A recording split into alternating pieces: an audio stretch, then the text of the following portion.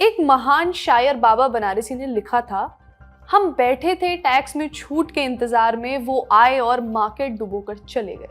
देश की संसद में वित्त मंत्री निर्मला सीतारमण जब कांजीवरम सिल्क की साड़ी पहने नमूदार हुई तो शेयर मार्केट बहुत उम्मीद से स्क्रीन देख रहा था। लेकिन 11 बजे बजट भाषण शुरू हुआ और शेयर मार्केट का पूरा ठेला लाल हो गया। संकेत अच्छे नहीं मिले, मार्केट टूटा और ऐसा टूटा कि फिर जुड़ ना पाया। एसटीटी को लेकर वो ऐलान हुआ कि मार्केट की उम्मीदें टूट गई थी। सरकार शेयर मार्केट के फ्यूचर ऑप्शंस में थोड़ा ज्यादा टैक्स वसूलने का प्रबंध लेकर आई थी। तो क्या हुआ ऐसा, यही देखते हैं। नमस्ते, मैं हूं श्रुति और आप देख रहे हैं खर्चा पानी। Brought to you by Rajnikantha and New India Assurance.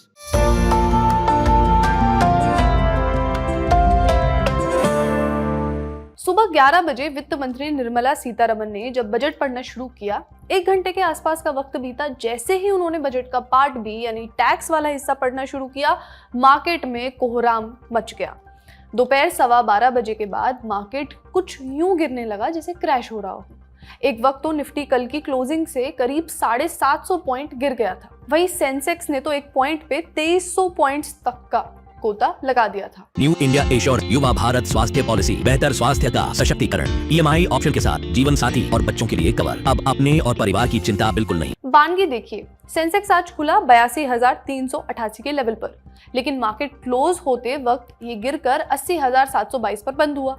यानी सेंसेक्स में करीब 1.88% की गिरावट देखने को मिली। वहीं निफ्टी 50 ने दिन की शुरुआत 25,333 पर की और बंद होते होते ये 24,825 तक आ गया, यानी 1.95% की गिरावट। नजर डालते हैं बीएसई सेंसेक्स के टॉप लूजर्स पर। एसबीआई 5.6% नीचे, अडानी पोर्ट्स 5.5% की गिरावट, भारत इलेक्ट्रॉनिक्स 5.3% टूटा, आईटीसी 3.9% टूटा, टाटा स्टील 3.8% टूटा। और अगर निफ्टी 50 के टॉप लूजर्स को देखें तो हिंदुस्तान कॉपर 12.6% की गिरावट, multi commodity exchange of India MCX 11.6% नीचे, भारत डायनामिक्स 10.02% की गिरावट, आईआईएफएल फाइनेंस करीब 10% टूटा और डीसीबी बैंक 9.3% टूटा। और ये सब हुआ एसटीटी की वजह से। ये एसटीटी नाम का भूत क्यों मार्केट को आज इतना डरा गया? एसटीटी बोले तो सिक्योरिटीज ट्रांजैक्शन टैक्स। आसान भाषा में कहें तो शेयर बाजार में हर ट्रांजैक्शन मतलब हर लेन देन पर लगने वाला टैक्स। शेयरों की खरीद फरोख्त के अलावा फ्यूचर एंड ऑप्शंस यानी वायदा बाजार में कारोबार करने वालों पर ये टैक्स लगता है, शेयर मार्केट में भी लगता है। भारत में एसटीटी 1 अक्टूबर 2004 को इंट्रोड्यूस किया गया था। इसे लॉन्ग टर्म कैपिटल गेन हटाए जाने के बाद लाया गया था। लॉन्ग टर्म कैपिटल गेन क्या होता है? तो जब आप शेयर बाजार में लंबे समय तक निवेश करके कुछ मुनाफा कमाते हैं तो उस मुनाफे पर सरकार एक लिमिट से अधिक होता है तो अगर एक टैक्स लगाती है। Long term capital gain tax किसी भी एसेट पर लग सकता है, जरूरी नहीं शेयर मार्केट पर ही लगे, पर अभी हम इसकी बात कर रहे हैं। रोचक बात यह है कि सरकार ने पहले जिस एलटीसीजी को हटाया था उसे दोबारा 2018 में ला चुकी है और अब एसटीटी भी सरकार न सिर्फ बरकरार रख रही है बल्कि उसे बढ़ाई जा रही है। आज फाइनेंस मिनिस्टर ने इसी एसटीटी को एक तरफा बढ़ा दिया।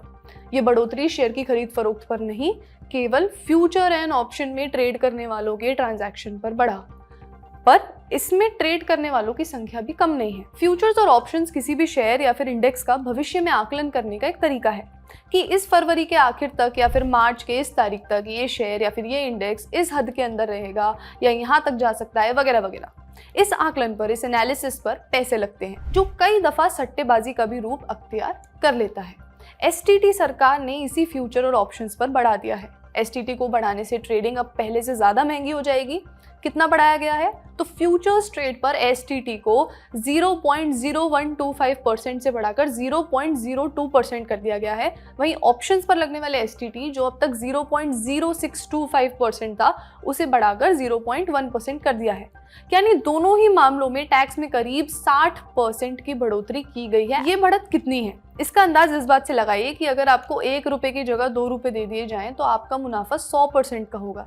इस हिसाब से फ्यूचर ट्रेड पर 150% की बढ़ोतरी हुई है टैक्स में और ऑप्शंस पर 50%।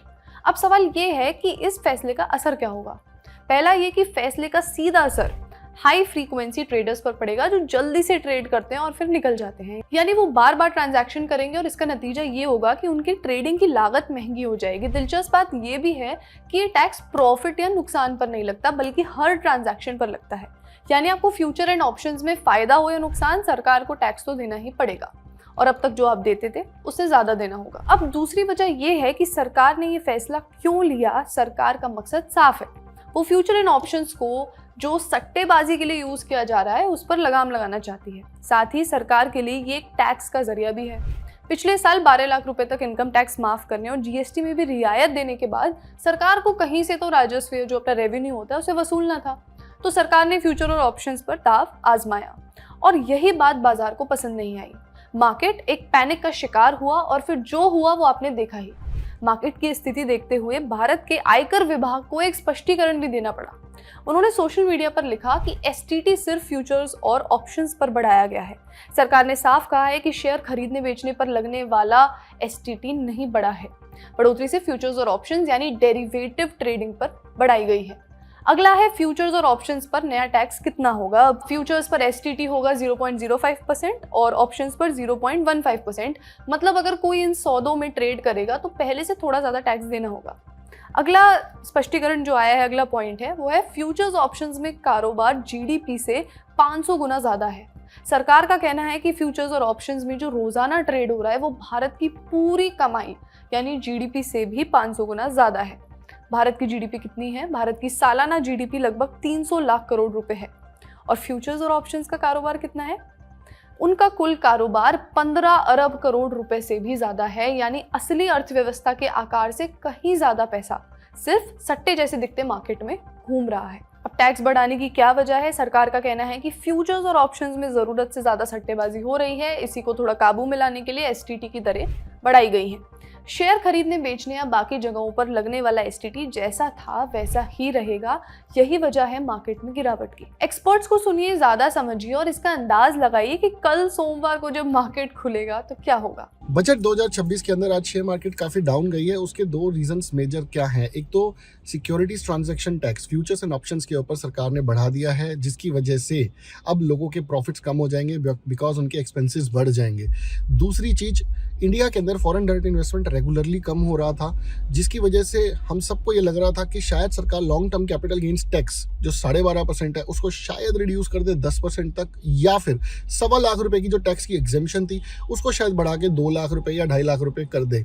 लेकिन ऐसा कुछ भी नहीं हुआ। तो सरकार की कोई भी पॉजिटिव न्यूज ना देख के शेयर मार्केट को लगा ये इट्स नेगेटिव न्यूज, तो मार्केट नीचे गई। बस ये था आज का खर्चा पानी। अपना ख्याल रखिए, देखते रहिए द ललन टॉप। शुक्रिया।